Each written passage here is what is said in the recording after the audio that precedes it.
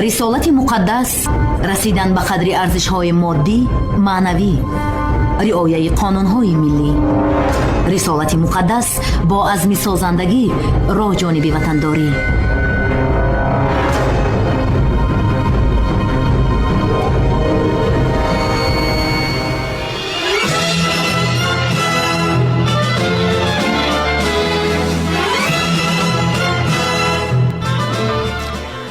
дуруд ба шумо сомиёни азиз, шунавандагони радиои Тоҷикистон.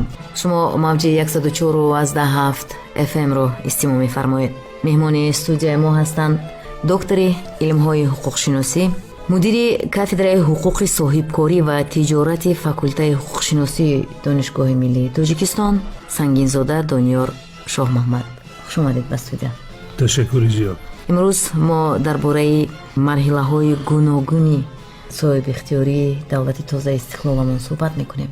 ба давлатдории миллӣ, шакл додани давлатдории миллӣ ҳадафи асосии суҳбати мо хоҳад буд.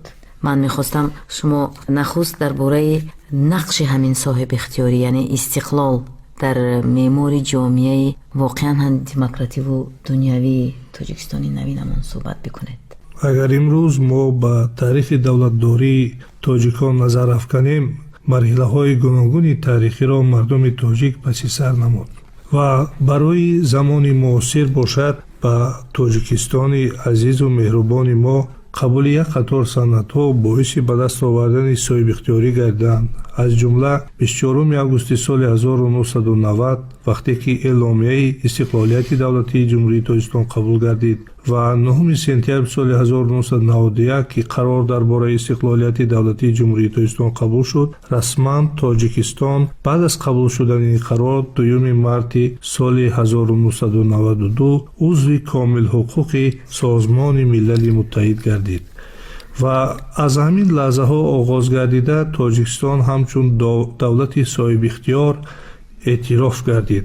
соҳибихтиёрии давлат бевосита дар ду ҷанба ифода меёбад. ҷанбаи аввал он аст ки давлат дар муносибатҳои байналмилалӣ мустақил мебошад ва барои пешбурди фаъолияти сиёсии худ аз ҳама гуна давлатҳо тобиат ба давлатҳое надорад ва он мустақилона ин фаъолиятро амалӣ менамояд.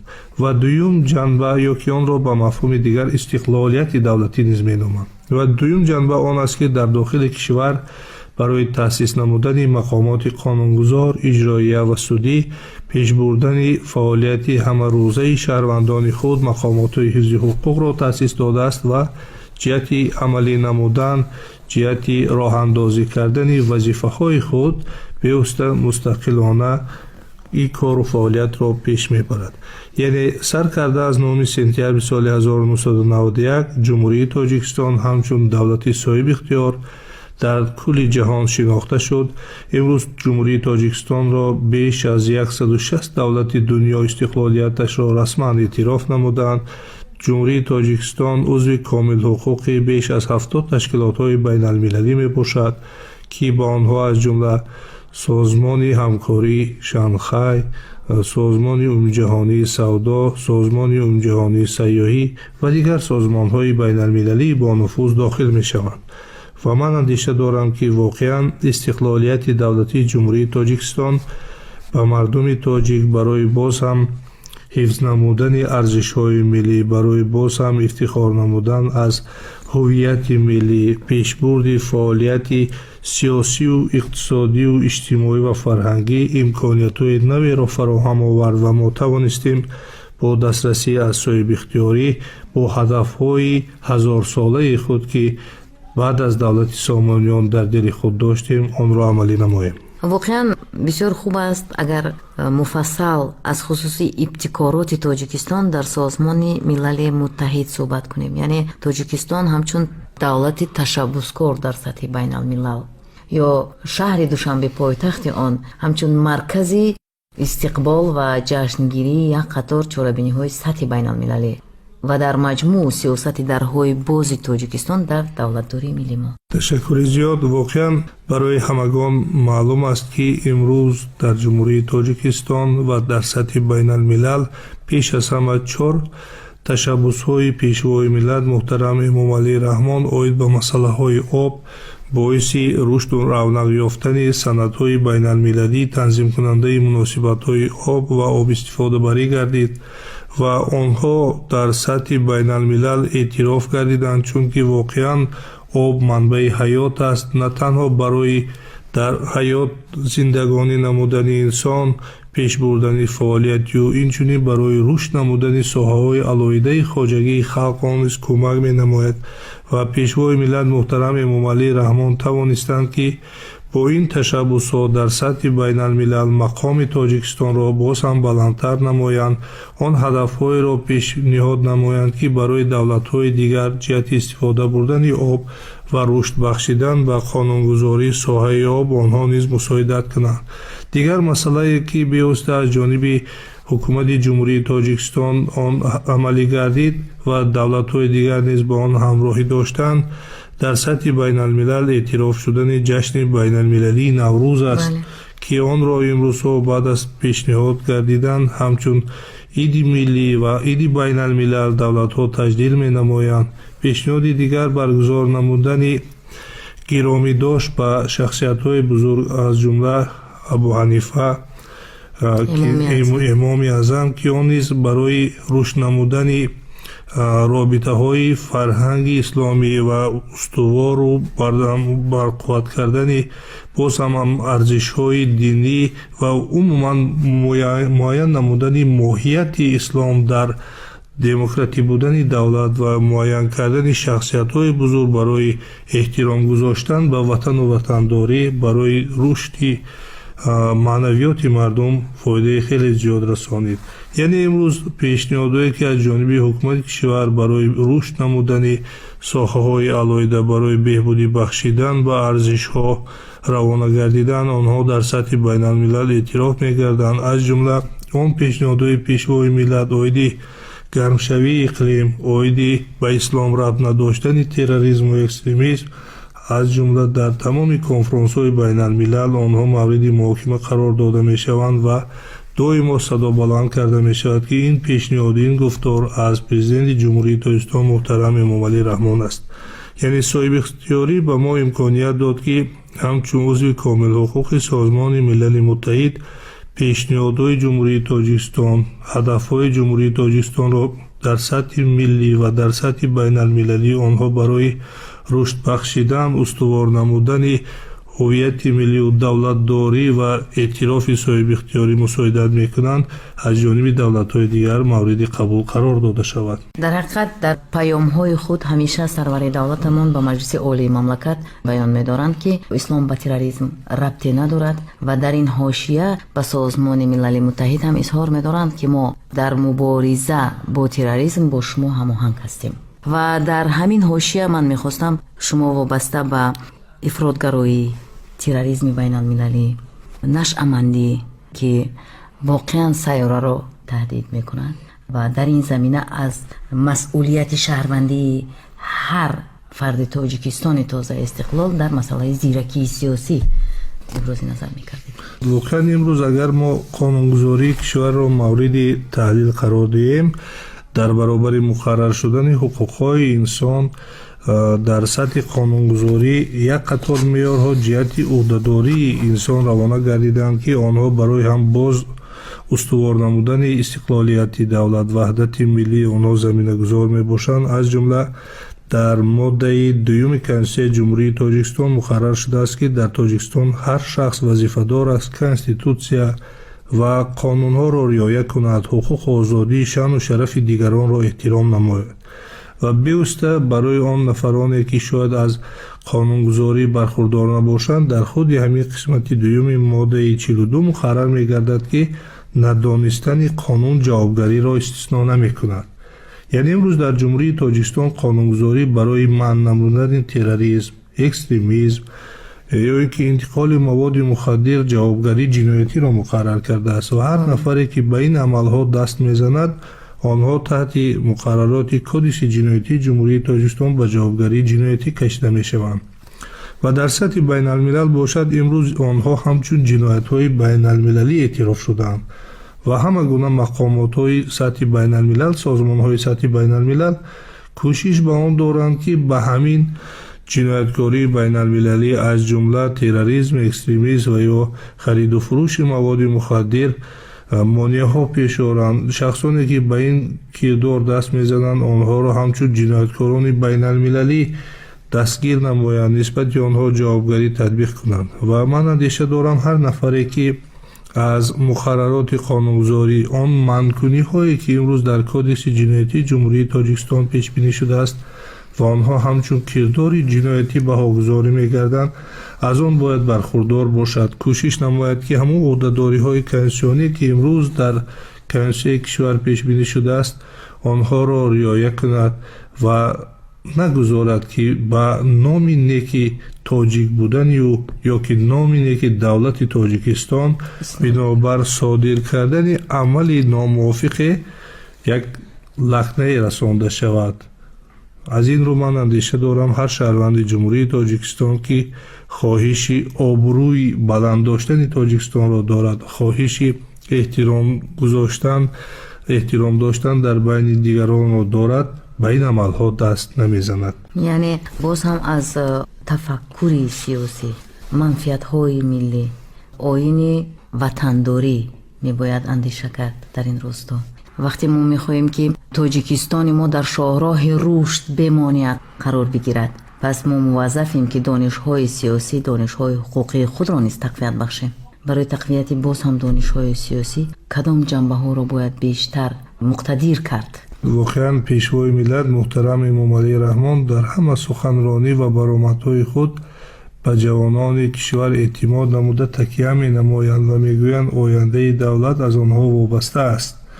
пас ҳар як ҷавони кишвар бояд як қатор корҳоро ба анҷом расонад.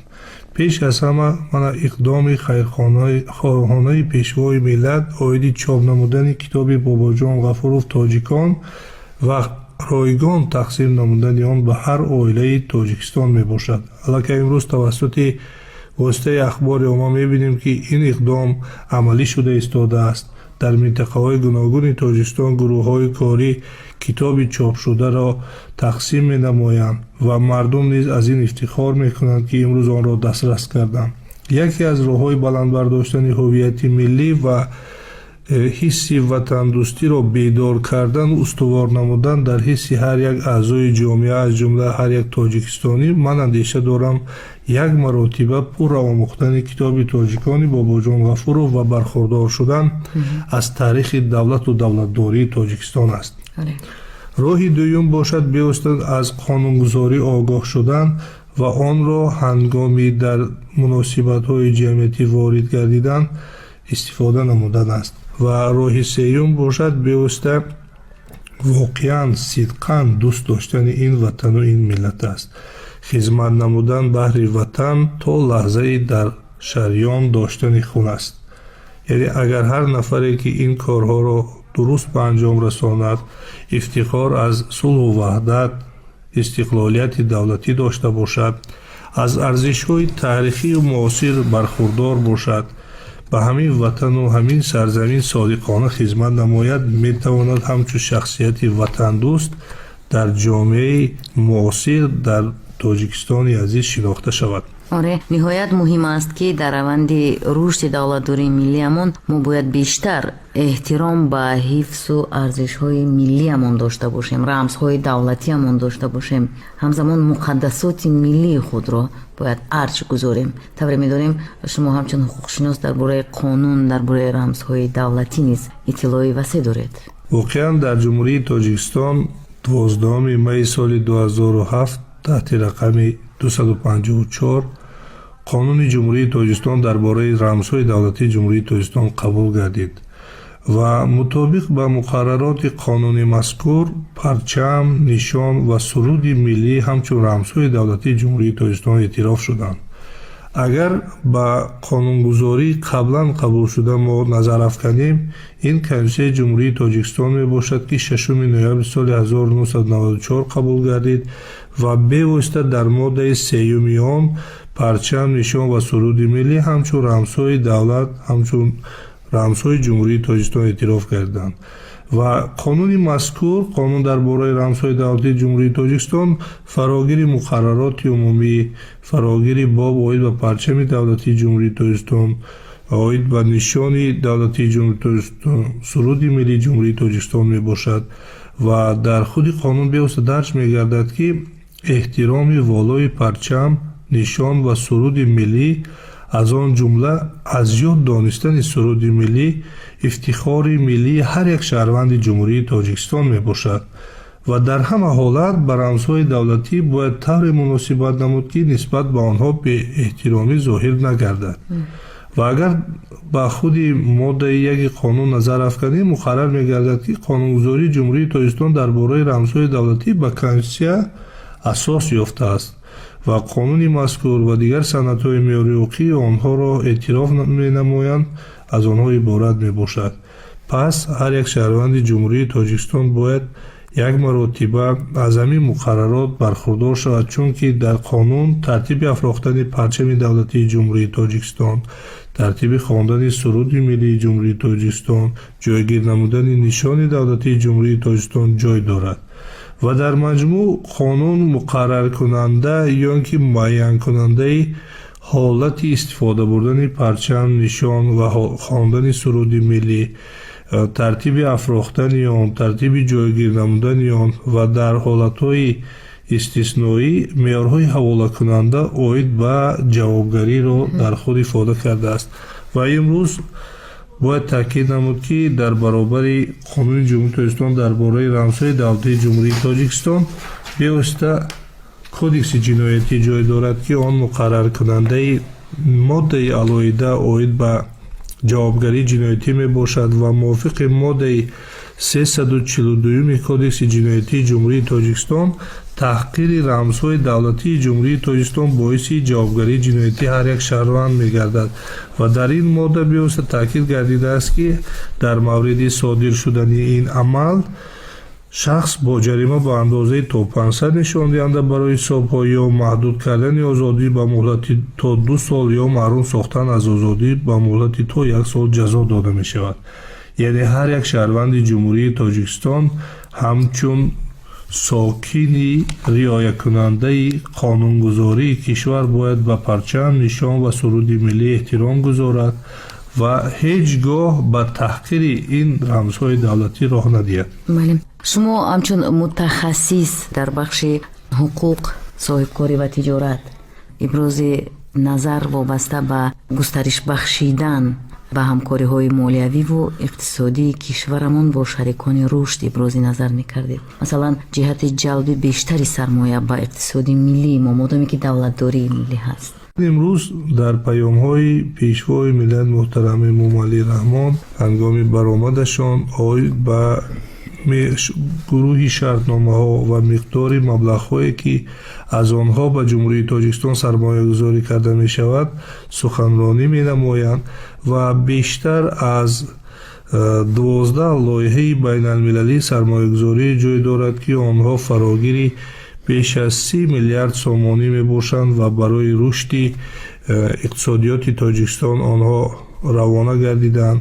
дар баробари ин бояд таъкид намуд ки ҳар як созишномаҳои байналмилалии сармоягузориро мо метавонем ба ду гурӯҳ ҷудо намоем ки онҳо фарогири кулли давлатҳо ё фарогири давлатҳои алоҳида аз ҷумла ду ва ё бештар давлатҳо мебошанд ва хушбахтона дар тоҷикистон бо қабул шудани қонуни ҷумҳурии тоҷикистон дар бораи сармоягузорӣ, дар бораи созишномаҳои сармоягузорӣ шароити мусоид барои пешбурди фаъолияти сармоягузорӣ боз ҳам беҳтар фароҳам оварда шуд ва имрӯз ҳамун амалие ки дар соҳаи саноат мо имрӯз онро ҳамчун ҳадафи чорум, яъне рушди бо суръати саноати кунонӣ дар сатҳи ҷумҳурӣ қабул кардем. барои пешрафти ҳамин соҳа як қатор корхонаҳо таъсис дода шуданд ва хушбахтона дар сафарҳои кории худ пешвои миллат ба ин ё он минтақаи ҷумҳурии тоҷикистон ба таъсиси ба фаъолият шурӯъ намудани корхонаҳои саноатии худашон ҳусни оғоз бахшиданд. ин гувоҳи он аст ки дар ҷумҳурии тоҷикистон барои рушди фаъолияти сармоягузорӣ ҳам заминаи муайяни қонунгузорӣ ва ҳам дастгирии давлатии воқеӣ ҷой дорад ки аз давлатҳои хориҷа ба мо сармоягузорӣ менамоянд. Ва қисмати дуюми масъала он аст, ки дар Ҷумҳурии Тоҷикистон сармоягузорӣ ҳам аз манбаъҳои беруна ва ҳам аз манбаъҳои дохила метавонад амалӣ гардад ва дар Ҷумҳурии Тоҷикистон хушбахтона соҳибкороне пайдо шуда истоданд, ки онҳо ба фаъолияти сармоягузории дохилӣ шурӯъ намуда истоданд барои таъсиси корхонаҳои нав, барои пешбурди фаъолияти иқтисодиёти самтҳои алоҳида. Яъне имрӯз дар Ҷумҳурии Тоҷикистон бо назардошти қонунгузорӣ ман андеша дорам, ки рушди сармоягузории байналмилалӣ ва дохилӣ дар сатҳи дахлдор қарор дорад ва онҳо низ боиси амалӣ шудани ҳадафи чоруми Ҷумҳурии Тоҷикистон, яъне рушди босурати санъатикунонии кишвар мусоидат менамоянд. аз низом ва кафолати сармоя ва ҳуқуқи соҳибмулкӣ мутобиқ ба рушди соҳа, яъне тиҷорат ва соҳибкорӣ.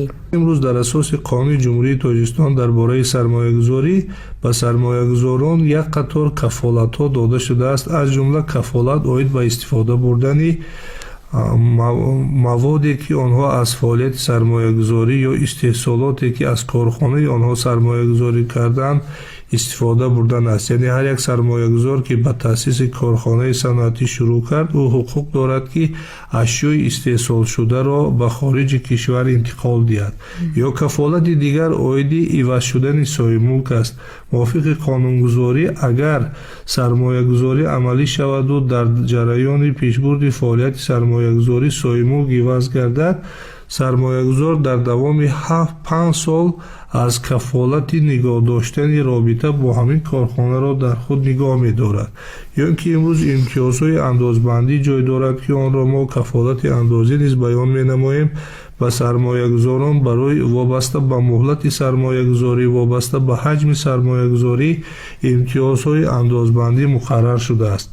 яъне имрӯз дар Ҷумҳурии Тоҷикистон фазои сармоягузорӣ хеле мусоид фароҳам оварда шудааст ва кафолатҳои ҳуқуқие ки мувофиқ қонун дар бораи сармоягузорӣ ва имтиёзҳое ки дар асоси кодекси андози Ҷумҳурии Тоҷикистон пешбинӣ мегарданд, онҳо имконият медиҳанд, ки боз ҳам шумораи бештари сармоягузоронро ба иқтисодиёти кишвар мо ҷалб намоем.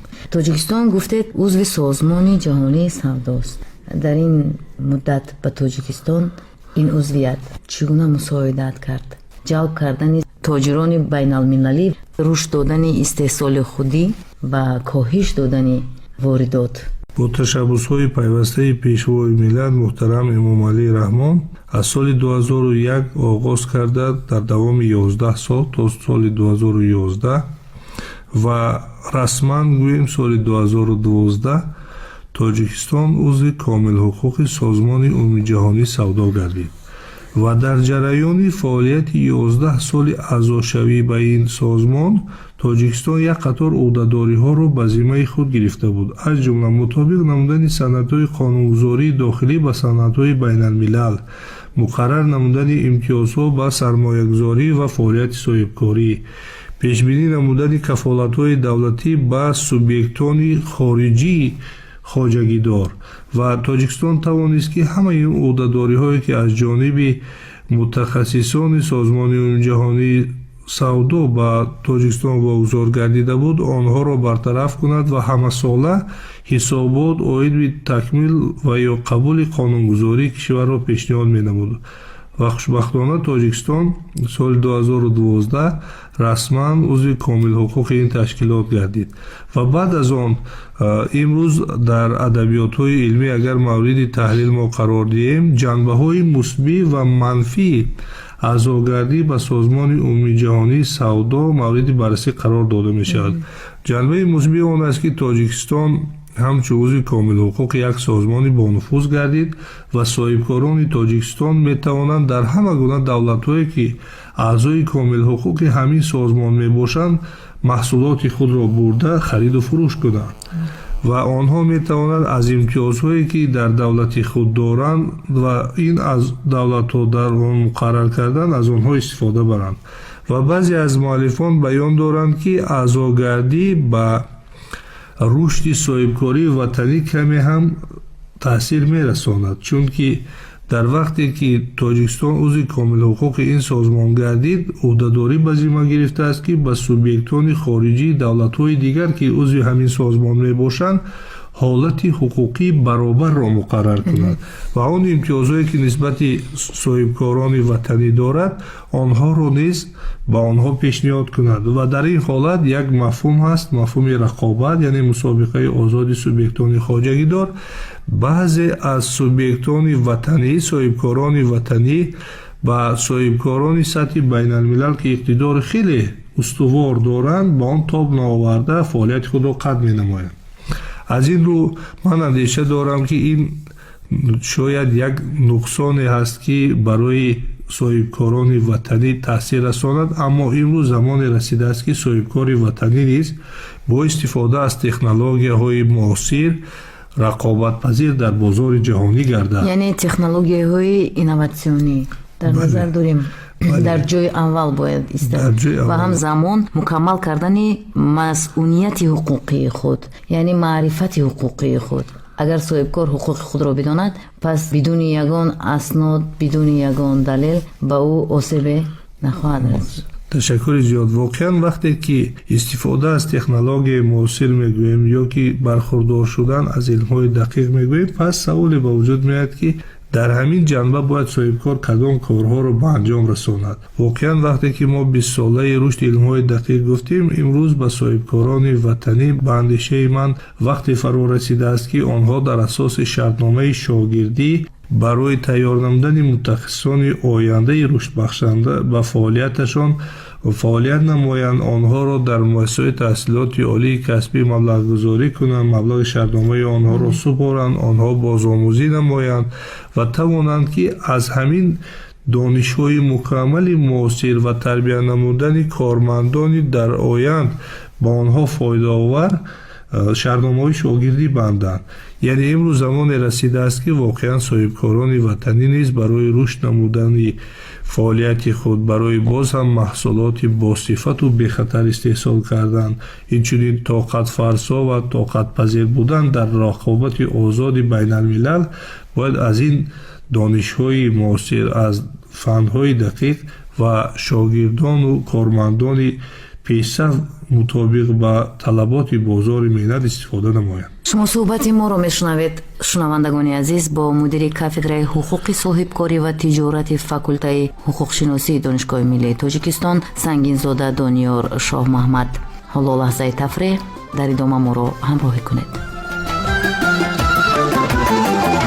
ба ҷуз меҳрат таманное надорам Тоҷикистонам, умедам орзуям ифтихорам Тоҷикистонам, умедам орзуям ифтихорам Тоҷикистонам. агар дил як нафас бе ёди фардои ту мемонад, варо аз синаи худ мебарорам Тоҷикистонам.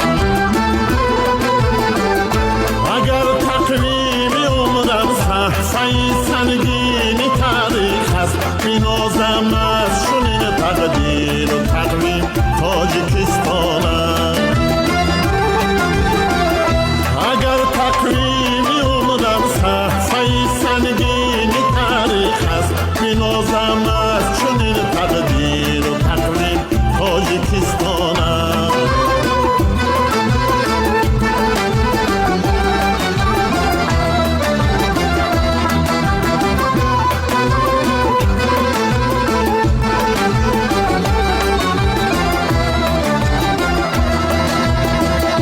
агар хокам, агар афлок як гарди ту мебошам, чӣ миннат гарда поят саҷда орам Тоҷикистонам.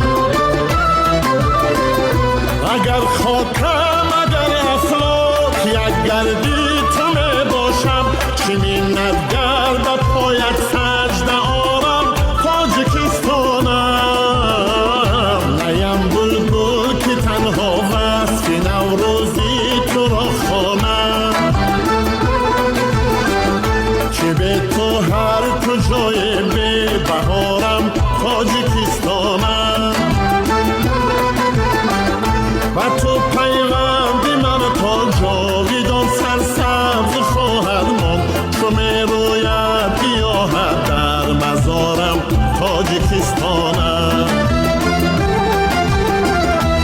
تو پیوند من تا جاویدان سرسبز خواهد ماند چو می روید گیاهت در مزارم تاجیکستانم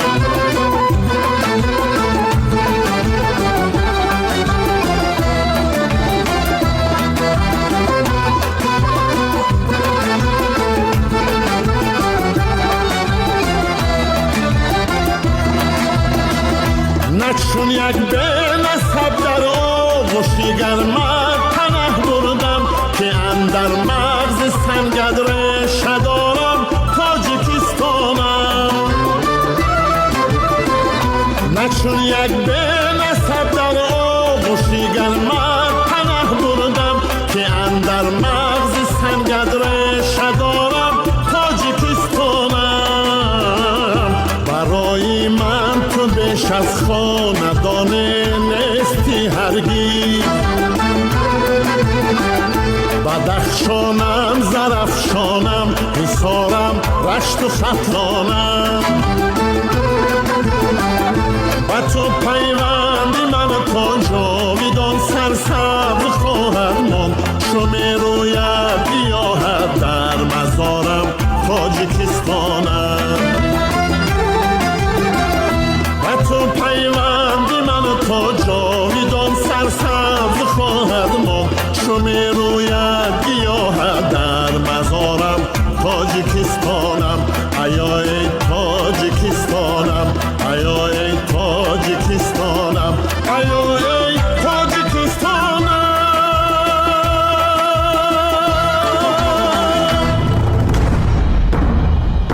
رسالت مقدس فراگیر مسائل فرهنگی خودشناسی، زیرکی سیاسی و اصالت ملی.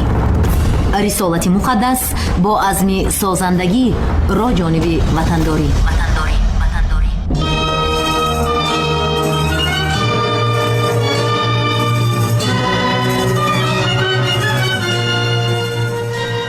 ادامه دارد صحبت ما با دکتر علم‌های حقوق پروفسور مدیر کافدرای حقوق صاحبکاری و تجارت فاکولته حقوقشناسی دانشگاه ملی تاجیکستان سنگینزاده دانیار شاه محمد. ما میگویم دولتداری ملی، این دولتداری ملی همان را زمینه رشد اقتصاد، سیاست، حقوق، معرفت، فرهنگ در مجموع صناعت و اقتصاد تاجیکستان میدونیم. منفعت های ملی باید در مد اول باشد. وقتی که ما 1 دکبر سال 2016 استراتژی ملی رشد تا دوره سال 2030 را قبول نمودیم، در آنجا مشخص اوید به هدف‌های استراتژی کشور از جمله استقلالیت انرژتیکی، تامین امنیت آذوقه‌آوری، برآمدن از بنبست کمونیکاسیونی سخن رفت و در آن استراتژی بیوسته هدف 4 یعنی رشدی با سرعت صنعت کنونی کشور تاکید گردید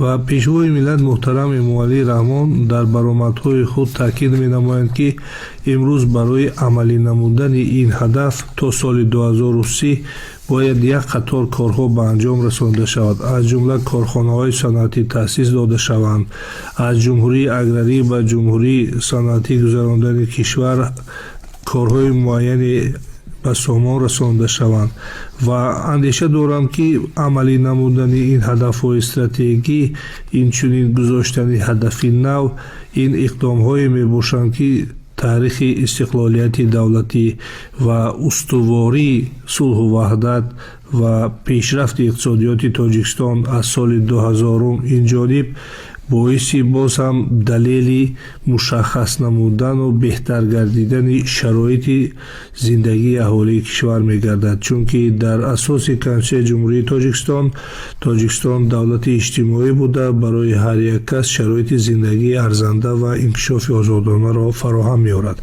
یعنی در مجموع هر یک هدف استراتژی دولت که گذاشته می‌شود آن هم برای بهبودی بخشیدن به حیات مردم، برای بهبودی بخشیدن به حقوق و آزادی های آنها روانه گردیده است و من اندیشه دارم برای پیشبرد ایده ملی، برای عملی نمودن باز هم استوار کردن و ҷонок сохтани ҳадафи чорум, ҳар як сокини кишвар бояд камари ҳиммат бандад ва дар амалӣ намудани он саҳми назаррасе дошта бошад. имрӯз шояд саволе диҳанд, ки чӣ гуна он ба анҷом расонда мешавад. ман ҷавоби мушаххасро фикр дорам, он аст, ки дар ҷойи кори худ меҳнати ҳалолу содиқона дошта бошанд ва он боис мегардад, ки ҳамун фаъолият, ҳамун кор боиси расидан ба ҳадафи стратегии иҷроиши он мусоидат мекунад. воқеан вақте аз сидқ барои ободии меҳан ҳар кадоми мо саҳим бошем, соҳаи худамонро агар дуруст дарк кунем ва дар он ҷо содиқона хидмат намоем, албатта ободӣ ин ватан, шукуфоии ин ватан боиси намуна хоҳад буд. ва мо бовар дорем, ки имрӯз мардуми тоҷик бо эҳсоси баланди ватандорӣ, бо эҳсоси баланди худшиносии миллӣ барои рушди тоҷикистони навин камар бастанд.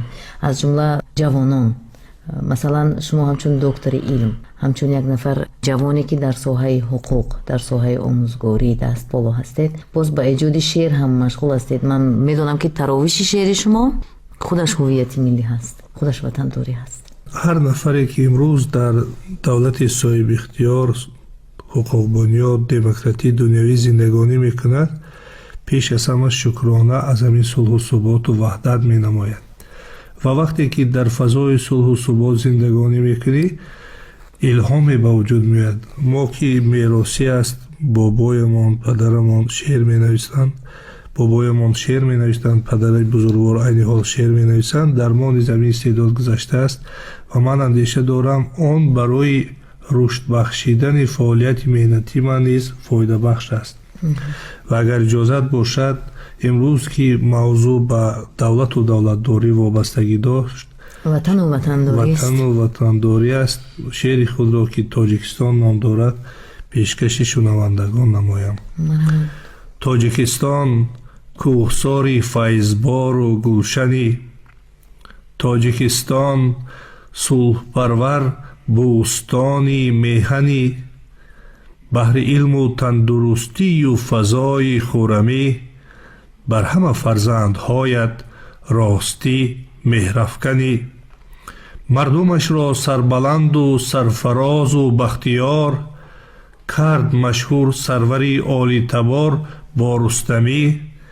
нахбу гулгашту биноҳои наву ҳозирзамон, зебу оро ёфтанду дилписанду диданӣ. Тоҷикистон рушд бинмо, ки бузургият буд, ҳамчунин поянда бошу дур мон аз душманӣ. дониёро мухтасар гӯй васфи гулгашту чаман, Тоҷикистон нури дида, эй ватан ҷони манӣ. ҳамеша сарбаланд бошед. изҳори сипос барои суҳбат. бисёр хуш омадед. ташаккур. шумо суҳбати моро шунидед бо мудири кафедраи ҳуқуқи соҳибкорӣ ва тиҷорати факултаи ҳуқуқшиносии донишгоҳи миллии Тоҷикистон Сангинзода Дониёр Шоҳмаҳмад. хидмати шумо коргардон Эмомалӣ Зиёев, муаллиф ва барандаи суҳбат ман Фирӯза Саид будем. бо радиои мо, радиои Тоҷикистон бошед. рисолати муқаддас, ҳифзи истиқлолияти давлатӣ ва таҳкими ваҳдати миллӣ дар раванди давлатдории навин. рисолати муқаддас бо азми созандагӣ роҳ ҷониби ватандорӣ.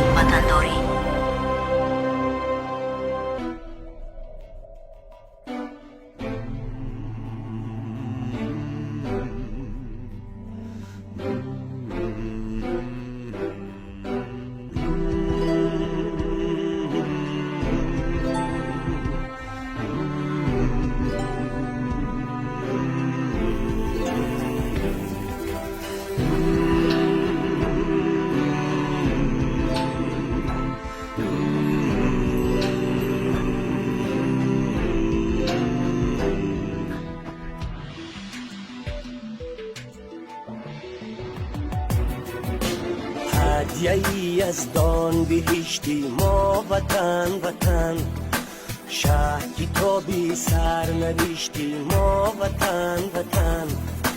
هدیه‌ای از دان بهشتی ما وطن وطن، شهر کتابی سرنوشتی ما وطن وطن. چیست استقلال عزت داشتن، بر دیار خود محبت داشتن. چیست استقلال عزت داشتن، بر دیار خود محبت داشتن.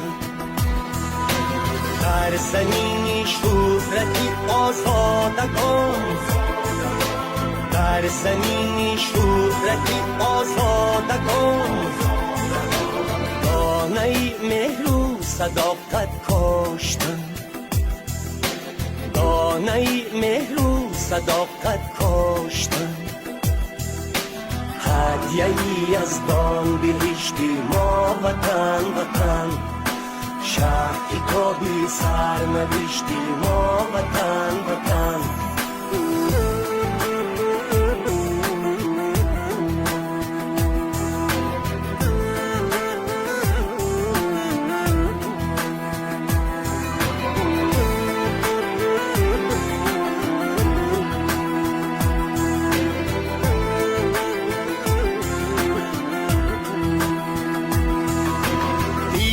تو در خون ما در جان ماست، عشق تو در شهرگی ایمان ماست.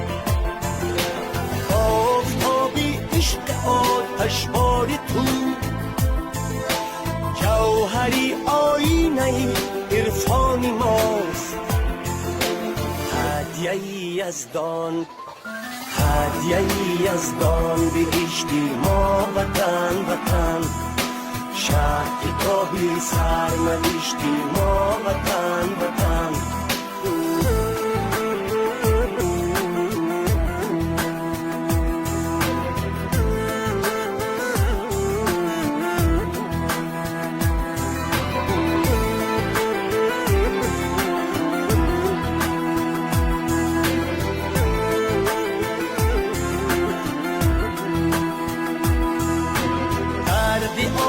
ساز عشق جاویدان، درد والا درد زیبایی وطن.